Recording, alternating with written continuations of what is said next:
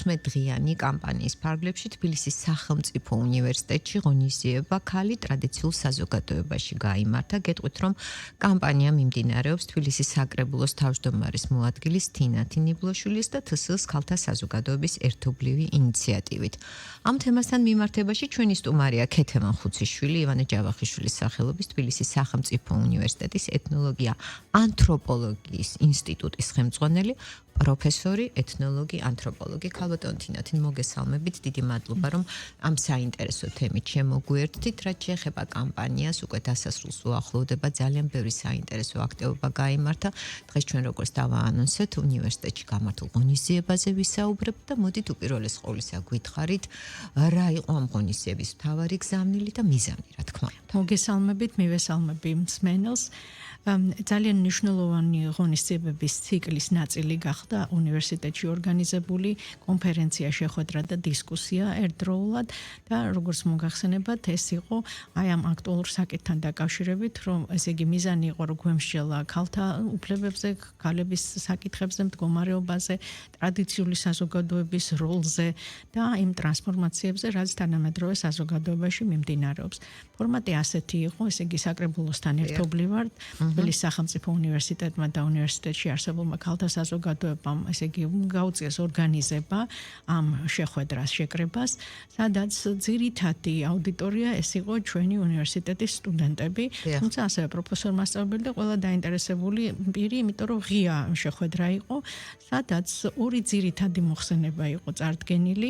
ეს გახლავთ მე წარვადგინე მოხსენება ქალის როლზე ტრადიციულ საზოგადოებაში და კულტურის გადაცემაზე და მეორე გახლავთ ასევე ჩვენი ინსტიტუტის პროფესორის როზეტა გუჯეჯიანის მოხსენება ქალთა უფლებრივ ქონებრივი მდგომარეობის შესახებ ისტორიული დოკუმენტების ეთნოგრაფიული მონაცემების საფუძველზე და ამ მოხსენებების შემდგომ თავისთავად ცხადია რომ გაიმართა დისკუსია.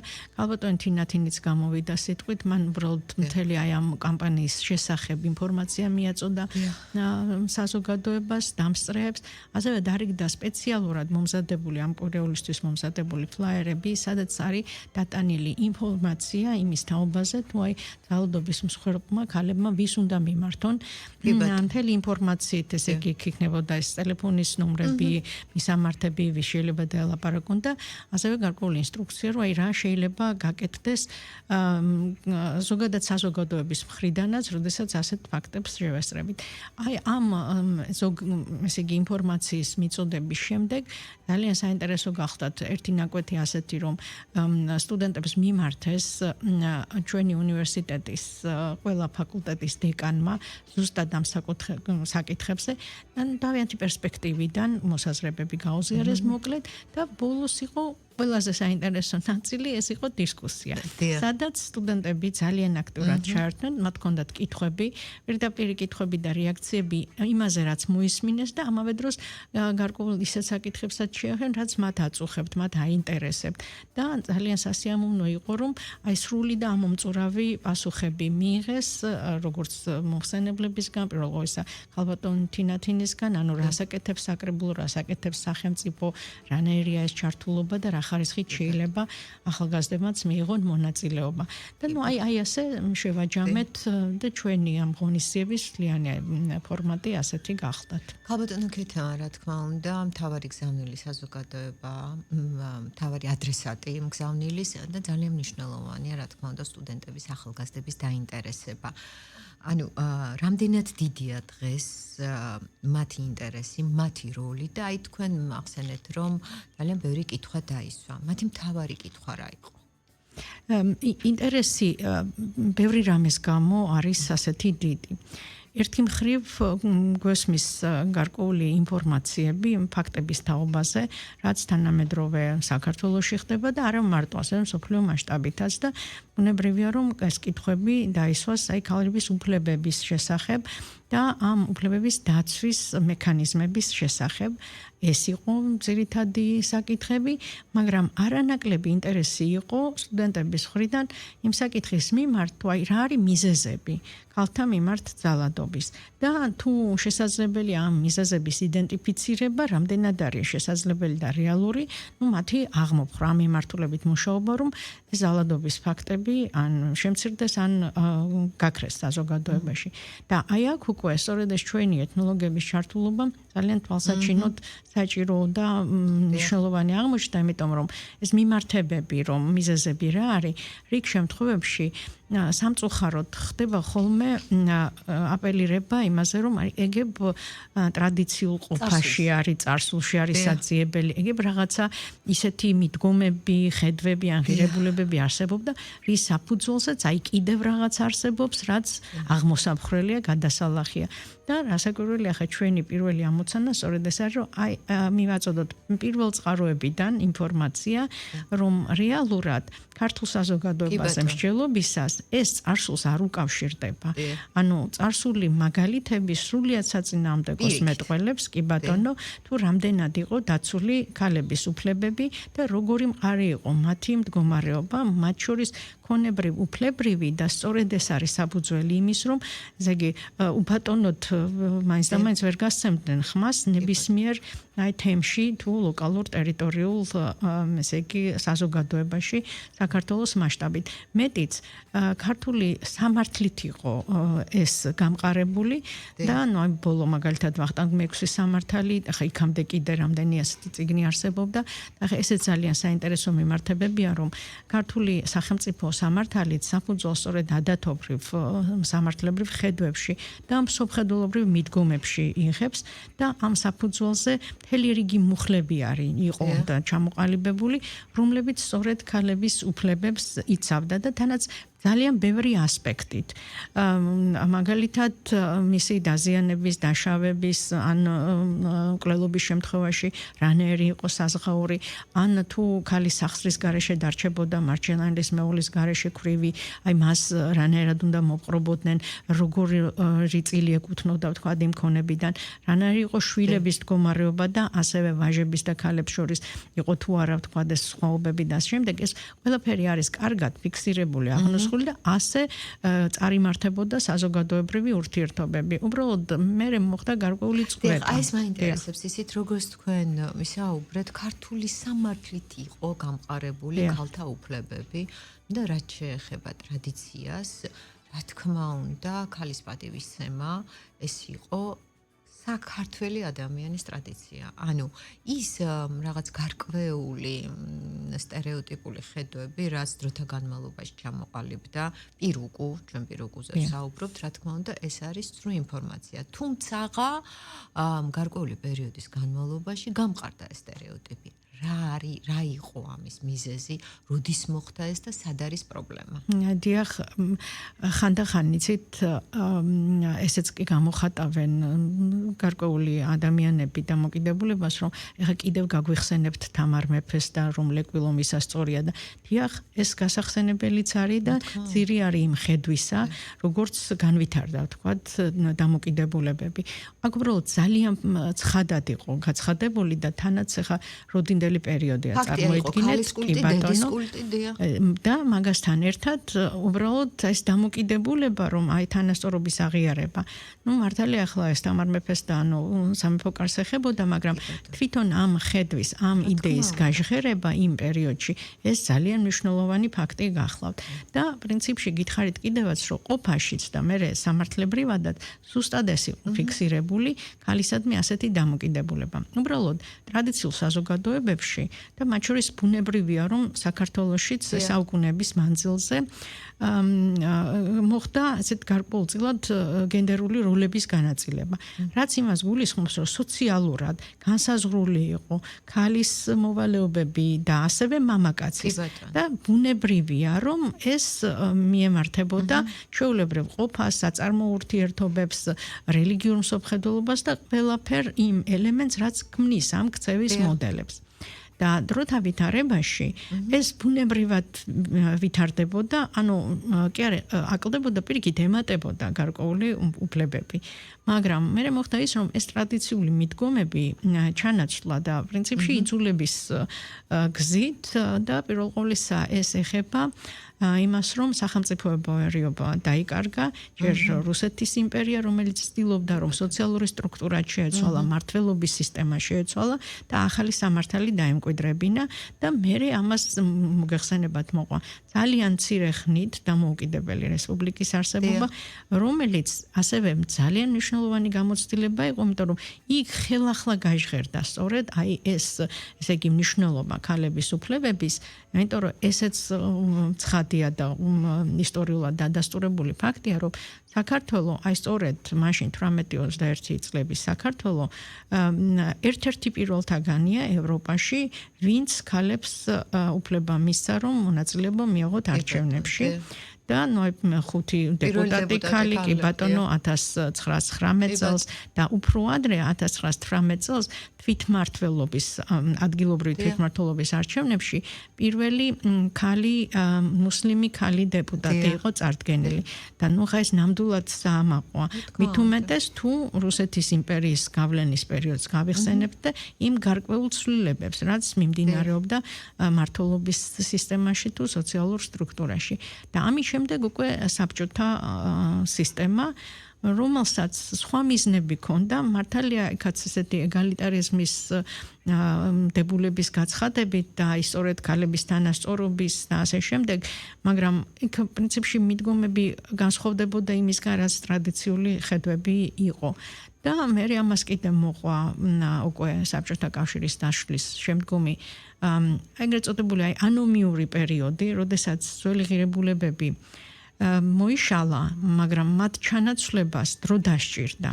და ბუნებრივია, რომ აი ამ პროცესში და მთელი სახელმწიფო სტრუქტურების მორღვევის შერყევის პირობებში მათ შორის განათლების პრობლემები შეიქმნა და კი ბატონო და აი ამის მერე მოვედით დღევანდელობამდე და დღევანდელობა იმის გარდა რომ რასაკვირველია წარსულიდან იღებს საფუძველს აი ეს არ არის იზოლირებული მარტო თავის თავში ანუ დღევანდელ საქართველოსზე ამ ურთიერთობებზე ყველა სფეროზე გავლენას ახდენს ის პროცესები და ტენდენციები, რაც ზოგადად მსოფლიოში მიმდინარეობს და მათ შორის ქალებთან დაკავშირებით.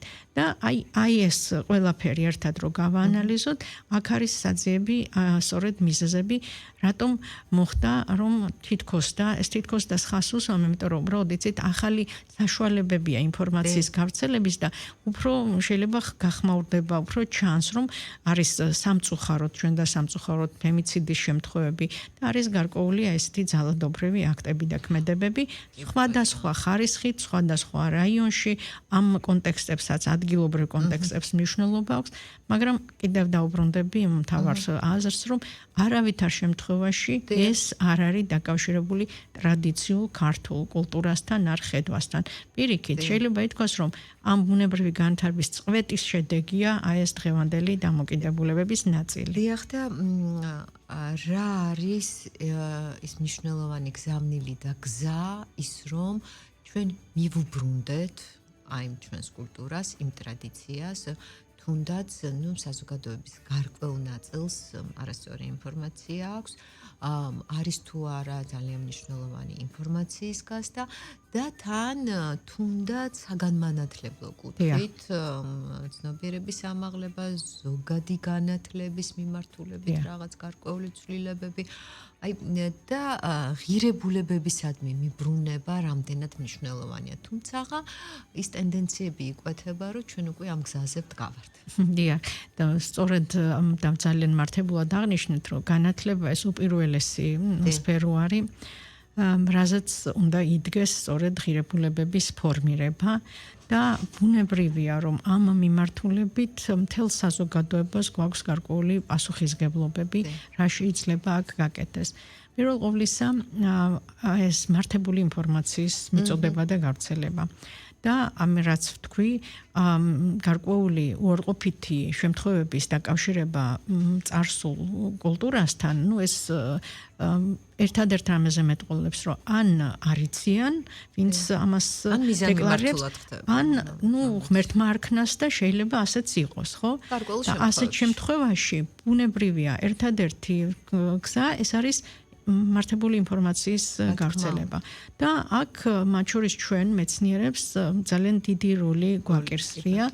სანამ ფართო საზოგადოებამდე მივეს, უნდა დამუშავდეს ბუნებრივია და მიეწოდოს მერე უკვე არა მხოლოდ აკადემიური, არამედ პოპულარული ენითაც და ამაზე უნდა ვიმსჯელოთ. აი თქვენ რო ახლა გვიწვევთ და გვაძლევთ ამ საშუალებას, ესე ძალიან მნიშვნელოვანია და თან ვიმსჯელოთ სწორედ ასეთ, იცით, მშვიდ გარემოში. ანუ აწონილად იმაზე, რომ რა იყო ფაქტები და რანაირად შეიძლება ამის ანალიზი განხორციელდეს.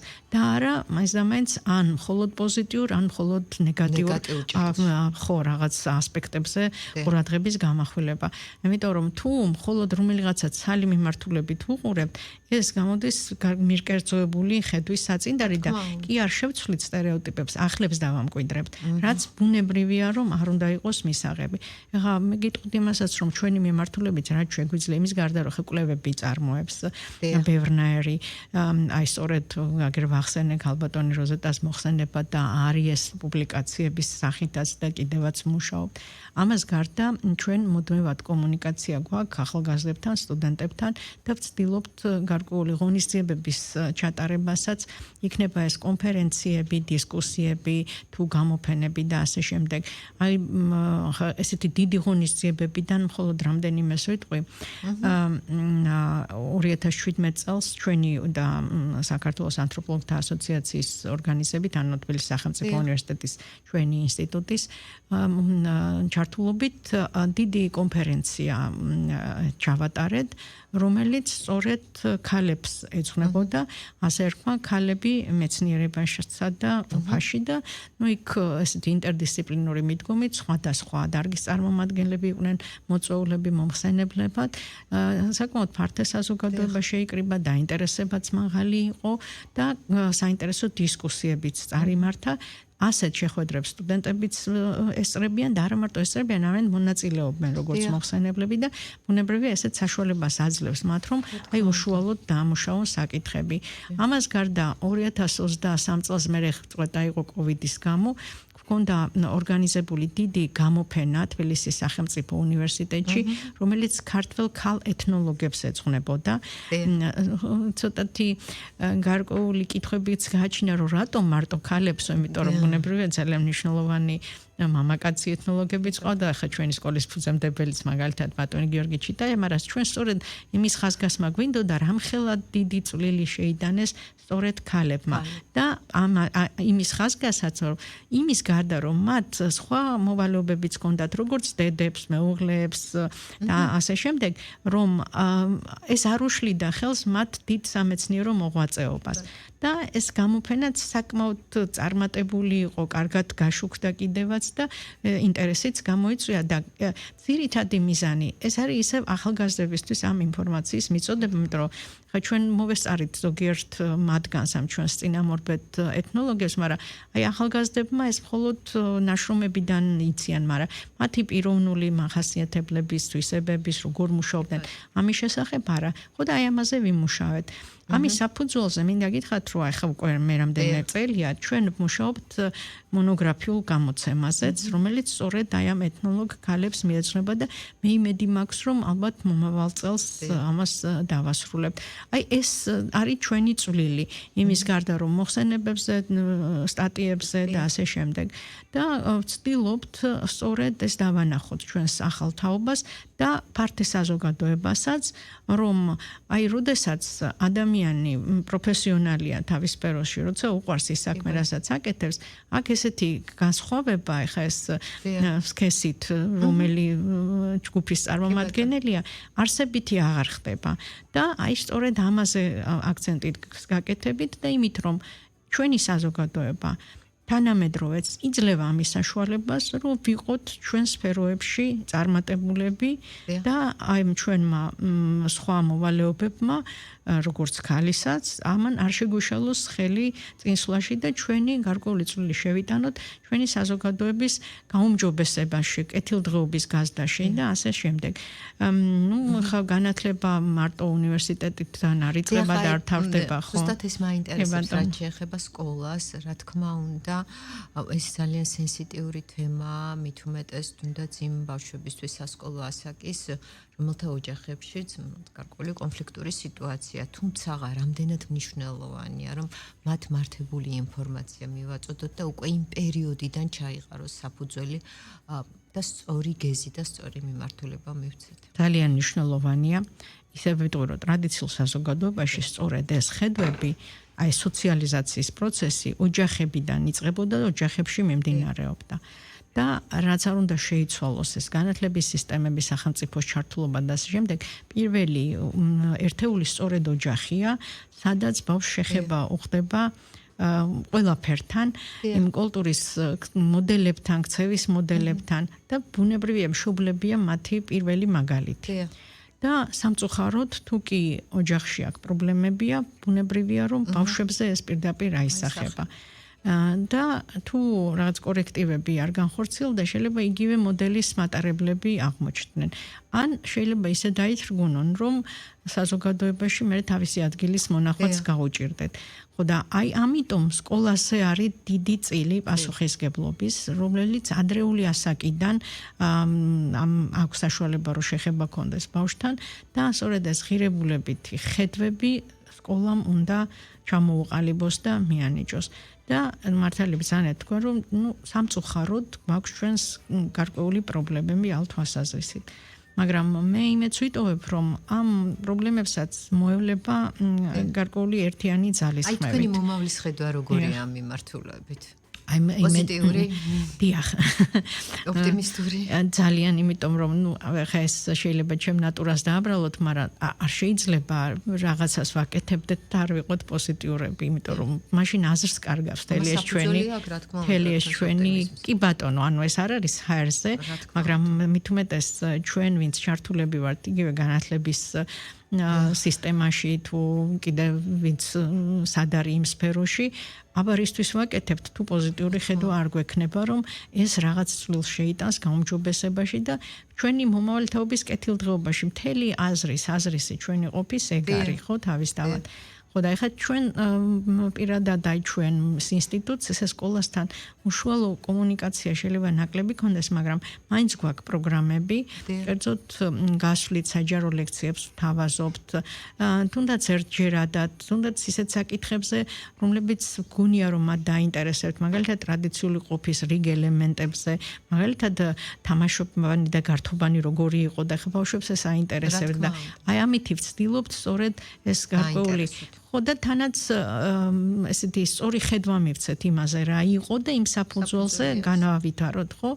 და მგონია რომ ასეთი ჩართულობა პლუს სახელმწიფო ინტერესი რომ ძლიერი განათლების სისტემა კონდეს და ეხლა ჩვენ ხედავთ გარკვეულ აი ქმედებებს ამ მიმართულებითაც მიტოვებს ოპტიმიზმის საფუძველს რომ ამას მოევლება პლუს მასწავლებლებად ხო მიდიან ისევ ჩვენი სტუდენტები და მგონია რომ ჩვენი სტუდენტებთან ურთიერთობის საფუძველზე შევძლებთ ისეთი კადრების მომზადებას რომლებიც აი საუკეთესოები დაინტერესებული აღმოჩნდებიან რომ სკოლებში მუშაობენ თუ სხვა საგანმანათლებლო დაწესებულებებში და ასე ეტაპობრივად ნელ-ნელა აი აღვადგინოთ ეს გარკვეული დარღვეული კავშირი წარსულსა და თანამედროვეობას შორის ამ საკითხებთან, ანუ ქალთა უფლებებთან და მდგომარეობასთან დაკავშირებით და პლუს ამას მე მგონია რომ ჩვენი პირადი მაგალითებიც იგივე ჩვენს უნივერსიტეტში ძალიან დიდი პროცენტია ქალი პროფესორებისა, ბევრი არის ძალიან წარმატებული, ყავს აკადემიკოსი, გამორჩეული ქალები, სხვადასხვა სფეროსი,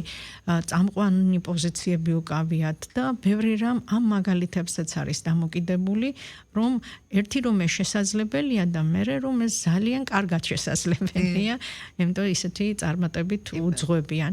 ხო და აი ეს არის ამ ჩემი დამოკიდებულების საფუძველი და პლუს ბუნებრივია, ასე თვითდინებას ეს ვერ იქნება და თითოეული წევრის საზოგადოების ჩართულობაც არის მნიშვნელოვანი. ჩვენ ახლობლებთან, მეგობრებთან, მეზობლებთან და ასე შემდეგ საუბარი და მხარდაჭერა და სწორედ იმის ხაზგასმა, რომ ეს უფლებები ჩვენ არსებობის და განვითარების და რეალიზების კულტურის ნაწილია. ღვთის განფუძნებული გვაქვს და ჩვენ კულტურაში ეს კარგად იყო არტიკულირებული და უბრალოდ ამას უნდა განვითარება და მხარდაჭერა. ბუნებრივია ხა ეს სრულად ვერ დაუბრუნდებით წარსულს, იმიტომ რომ ბევრი ახალი გამოწვევა, ბევრი რამ შეიცვალა, ტექნოლოგიურად სრულიად სხვა ეპოქაში ვართ არა, პლუს ამას ღირებულებების ცვლილებაც მოყვა, მაგრამ ამ გამოწვევების ფარგლებში და ამ რეალობაშიც შესაძლებელია ჩვენ რიგი ისეთი ღირებულებები გავააქტიუროთ, აი როგორიც არის ესეთი ზოგადსაკაცობრიო ღირებულებები, მაგალითად მოყვასის სიყვარული ზოგადად ადამიანისადმი დამოკიდებულება განურჩევლად იმისა ქალია თუ მამაკაცია ხო და აი ამ საფუძველზე ასევე იმ თავარი ღირებულების ხაზგასმა რომ მისწრაფება უნდა გქონდეს ჰარმონიული თანაცხოვრებისაკენ როგორც სქესთა შორის ისევე ზოგადად საზოგადოებაში სხვადასხვა სოციალურ ჯგუფებს შორის. დიახ და ჰარმონიული თანაცხოვრება რა თქმა უნდა ალბათ ეს არის აბსოლუტურად ყველა სურვილი.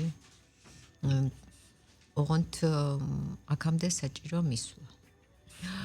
და აი მაინც რა არის ის მთავარი რომელიც საზოგადოებას აქამდე მიიყვანს და რამდენად შეიძლება დაჩქარდეს ეს პროცესი. ნებისმიერი ადამიანის და საზოგადოების ეს არის მიუხედავად ყველაფრის. კი, მეც ასე მგონია, რომ ზოგადად ადამიანთა საზოგადოება ხო მაგისკენ მიესწრაფვის და მთელი ისტორია კაცობრიობის იმას ადასტურებს, რომ სრული ჰარმონია შეუძლებელია პრაქტიკაში, მაგრამ პირველ რიგში ეს ჰარმონია ჩვენ თავთან უნდა გვქონდეს. და თუ აი ამ ხრივ, ანუ ისევ ღირებულებების თვალსაზრისით მეტნაკლებად მოვაწესრიგებთ ჩვენს ხედვებს, მე მგონია რომ ეტაპობრივად საზოგადოებაც უკეთესი იქნება ამ თვალსაზრისით.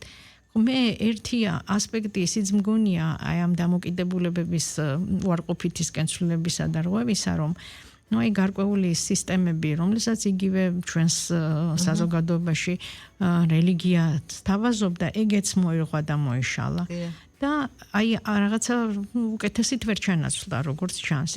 ხო და ნუ შეიძლება ეს არ იყოს მაინც და მაინც რელიგიურ საფუძველზე, მაგრამ მთავარი იდეა რომ ადამიანი ზოგადად ხელშეუხებელია, ტრანსცენდენტურია, ამ მნიშვნელოვანია, ის არის ღირებულება თვითონ, მისი სიცოცხლე და უფლება განვითარების ну ეს ხო ისეთი დებულებაა, რაზეც ძნელია რომ ვიღაცა შეგვეკამათოს, მაგრამ აი ყოფაში ამისი განხორციელება ისევ და ისევ გადის ეს განათლებაზე, ღირებულებების განვითარებაზე და ხელშეწყობაზე და გარკვეულწილად ასევე მთელი რიგი სტრუქტურების, მათ შორის პირველ რიგში სახელმწიფო სტრუქტურების ჩართულობაზე, იმიტომ რომ თუ კი ხდება პრეცედენტები, რომ იქ სათანადო იყოს რეაქცია და პასუხი.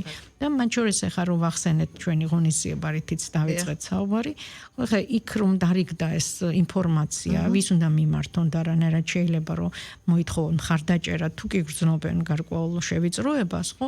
აი ესეც ძალიან მნიშვნელოვანია, რომ ადამიანებს ამით შეიძლება უბრალოდ იმედიც რომ გაუჩნდებათ ცალკეულ ესეთ შემთხვევებში, უკვე ძალიან წინ გადადგმული ნაბიჯია და ამ საფუძველზე შეიძლება თავიანთი უფლებები უკეთესად დაიცვან და აი ნახეთ მთელი რიგი ჯგუფებია ჩართული ამაში და ასეც უნდა იყოს, რომ ჩვენ ავამაღლოთ ცნობიერება. ძალიან დიდი მადლობა ქალბატონ ქეთევან ასეთი საინტერესო საუბრისთვის, გისურვებთ წარმატებებს. და რაც შეეხება ჩვენს საუბრის თემას, კიდევ ერთხელ შეგახსენებთ, რომ ქალთა მიმართ ძალადობის 16-დღიანი კამპანიის ფარგლებში თბილისის სახელმწიფო უნივერსიტეტში ღონისძიება ქალი ტრადიციულ საზოგადოებაში გაიმართა. კამპანია მიმდინარეობს თბილისის საკრებულოს თავმჯდომარის მოადგილის თინათი ნიბლუშვილის და თესეუს ქალთა საზოგადოების ერთობლივი ინიციატივით. მადლობა. დიდი მადლობა.